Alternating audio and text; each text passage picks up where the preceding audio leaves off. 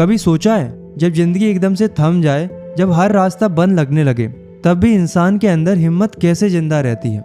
आखिर वो कौन सी चीज होती है जो सबसे मुश्किल वक्त में भी उम्मीद बनाए रखती है?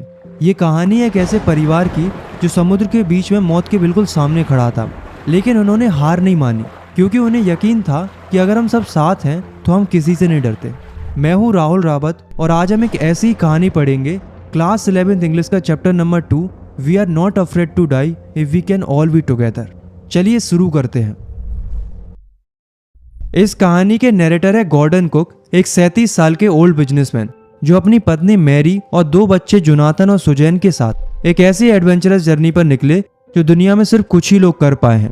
गॉर्डन कुक का सपना था कि वो अपने हीरो जेम्स कुक की तरह समुद्र में पूरी दुनिया का चक्कर लगाए।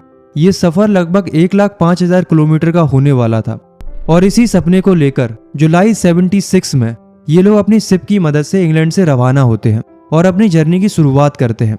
पूरा 1 साल उन्होंने प्लानिंग की थी अपने इस शिप को पूरी तरीके से रेडी करने के लिए। इन्होंने अपने इस शिप का नाम वेव वॉकर रखा था। ये शिप 23 मीटर तक लंबा था और इसका वजन 30 टन था।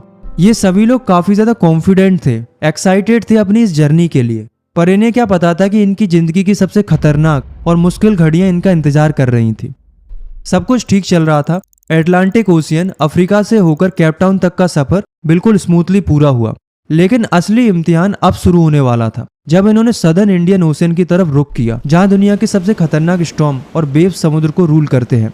इनके साथ 2 क्रू मेंबर्स भी थे, लैरी और हब्स, जो इस जर्नी में मदद कर रहे थे। 2 जनवरी 1977 को हवाएं बदलने लगी, वेव्स खतरनाक रूप लेने लगी। गगनचुंबी लहरों ने वेव वॉकर को अपनी लपेट में लेना शुरू कर दिया। 6 PM तक हवाएं तेज रफ्तार से चल रही थी और सिचुएशन हर पल खराब हो रही थी। उन्हें दूर दूर तक सिर्फ एक खतरनाक ऊंचा नीचा समंदर दिखाई दे रहा था। हर लहर के साथ उनकी बोट आसमान तक उछलती, हवा का सुर कानों को फाड़ रहा था और पानी की बौछार इतनी तेज थी कि कुछ दिखाई नहीं दे रहा था। फिर अचानक आसमान बिल्कुल काला हो गया। नरेटर और उसकी फैमिली ने डिसाइड किया कि वो इस मुसीबत का सामना डटकर करेंगे, क्योंकि लौटने का कोई ऑप्शन नहीं था।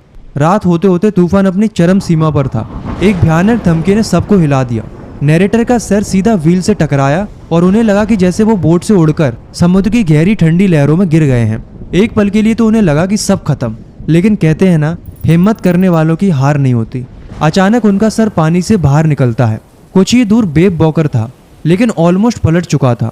लेकिन उनकी किस्मत अच्छी थी कि एक लहर ने उसे धक्का देकर सीधा कर दिया। उनकी लाइफ लाइन जो उनसे बंधी थी, उन्होंने उसके सहारे गार्ड रेल को पकड़ा और किसी तरह अधमरी हालत में बोट पर वापस आ गए। इस हादसे में उनको काफी चोटें आई थी। उनकी लेफ्ट रिब्स टूट चुकी थी, मुंह खून और टूटे हुए दांतों से भरा हुआ था, पर हार नहीं मानी। जैसे तैसे व्हील तक पहुंचे, बोट को अगली लहर के लिए सीधा किया और बस डटे रहे। इतने में मैरी के चीखने की आवाज आती है। आवाज इसलिए आती है क्योंकि एक जबरदस्त वेव ने शिप को साइड से तोड़ दिया था। वाटर शिप में अंदर घुसने लगा था। ये लम्हा ऐसा था जैसे मौत इनके पीछे ही पड़ गई हो। लैरी और हब्स बेचारे पागलों की तरह पानी को बाहर निकालने में लगे थे। टूटी हुई लकड़ियां इधर उधर बिखरी थीं। बोट की राइट साइड अंदर की तरफ फूल गई थी। कपड़े, बर्तन, चार्ट्स, डिब्बे, खिलौने सब पानी में तैर रहे थे। नरेटर ने हिम्मत जुटाई और बच्चों के केबिन तक पहुंचे। उन्होंने बच्चों से पूछा कि तुम लोग ठीक हो? तो उनकी बेटी सू ने ऊपर वाले बंक से कहा, हाँ पापा, पर उसके माथे पर एक फुटबॉल जितना बड़ा बम था। बेचारे नरेटर के पास उस वक्त उस बम की चिंता करने का भी टाइम नहीं था, पहले बोट को बचाना था। इमेजिन करो कि ये कितना भयानक सीन रहा होगा कि तूफान में बोट फंसी है और बोट में पानी भर रहा है और ये बंदा रिपेयर करने में लगा हुआ है। लेकिन एक और प्रॉब्लम थी कि जो इलेक्ट्रिक पंप था वो शॉर्ट सर्किट होने की वजह से खराब हो गया था। लेकिन जैसे तैसे उन्होंने पानी को रोकने की कोशिश की, लेकिन फिर भी वाटर लेवल तेजी से बढ़ रहा था। तभी उन्हें याद आया कि चार्ट रूम के फ्लोर के नीचे एक स्पेयर इलेक्ट्रिक पंप है। भगवान का नाम लेकर कनेक्ट किया and guess what, yes it work. वो चल पड़ा एंड फाइनली नरेटर ने थोड़ी चैन की सांस ली। पूरी रात पंपिंग, स्टीयरिंग, रिपेयरिंग और रेडियो पर कॉल्स भेजते हुए निकल गई, लेकिन कोई जवाब नहीं मिला। और मिलता भी कैसे, दुनिया के ऐसे कोने में जो थे। सू का सिर बुरी तरीके से सूज गया था, उसकी आंखें काली पड़ चुकी थी और उसके हाथ पर भी एक गहरा कट था। जब नरेटर ने सुबह उससे पूछा कि तुमने अपनी चोटों के बारे में पहले क्यों नहीं बताया, तो पता है उस नन्ही सी जान ने क्या कहा कि मैं आपको परेशान करना नहीं चाहती थी, क्योंकि जब आप हम सबको बचाने की कोशिश कर रहे थे। सोच के देखो एक 7 साल की बच्ची की क्या ही हिम्मत रही होगी। और फिर उनका 6 साल का बेटा जोनाथन, उसने पूछा कि डैडी क्या हम मरने वाले हैं? तो नरेटर ने उसे दिलासा देने की कोशिश की, पर उस बच्चे ने जो कहा वो सुनकर उस बाप का सीना गर्व से फूल गया। उसने कहा, हम मरने से नहीं डरते अगर हम सब साथ हैं। We are not afraid to die if we can all be together. ये लाइन सिर्फ एक लाइन नहीं है, बल्कि इस पूरे सफर की स्पिरिट थी जो इस फैमिली को जिंदा रख रही थी। नरेटर के पास कहने को कुछ नहीं बचा था, अब तो समुद्र से लड़ना ही था, चाहे कुछ भी हो जाए, क्योंकि अब लड़ाई सिर्फ खुद को बचाने की नहीं थी, बल्कि अपने फैमिली को बचाने की थी। अगले 15 घंटे बेब वॉकर तूफान से जूझता रहा, लेकिन अब बोट इतनी कमजोर हो चुकी थी कि ऑस्ट्रेलिया तक पहुंचना लगभग इम्पॉसिबल था। नरेटर ने फिर से चार्ट देखे, 2 छोटे छोटे आइलैंड्स नजर आए। कुछ 100 किलोमीटर ईस्ट में एक फ्रांस साइंटिफिक बेस था, ले एम्स्टर्डम।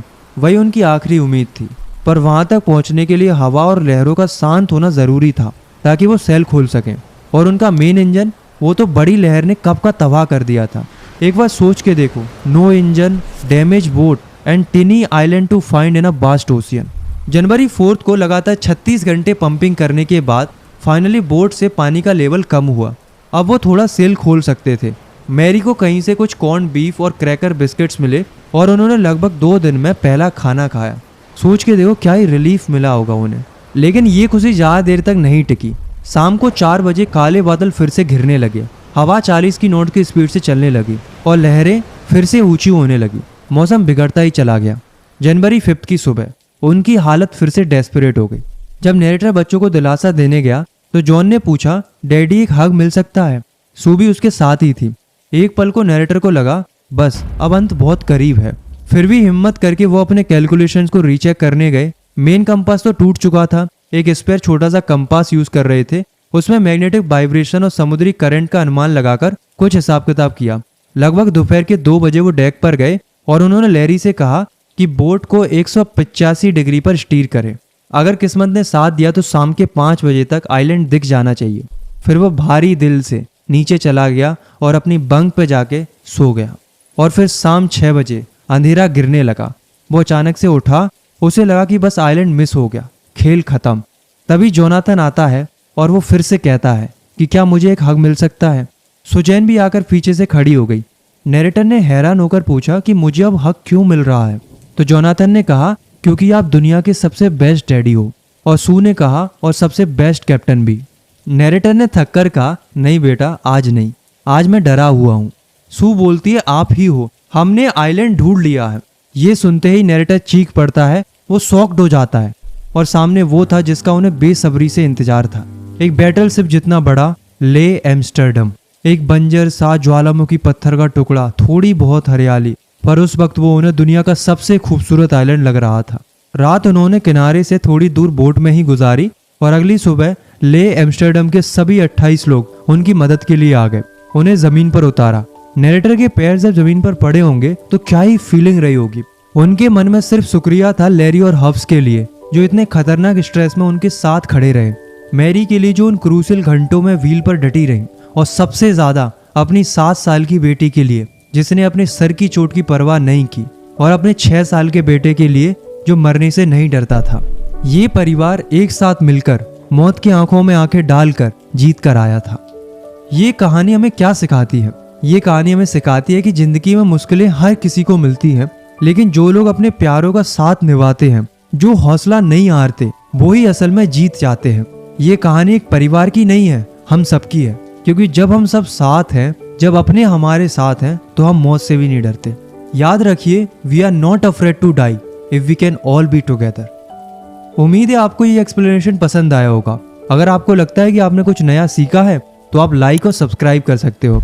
अगली कहानी और भी रोमांचक है। एक जवान राजा, एक पुरानी मम्मी और इजिप्ट की एक अनसुलझी मिस्ट्री। उसे देखने के लिए अब यहाँ क्लिक करो। तब तक के लिए टेक केयर, बाय बाय, मिलते हैं अगले चैप्टर में।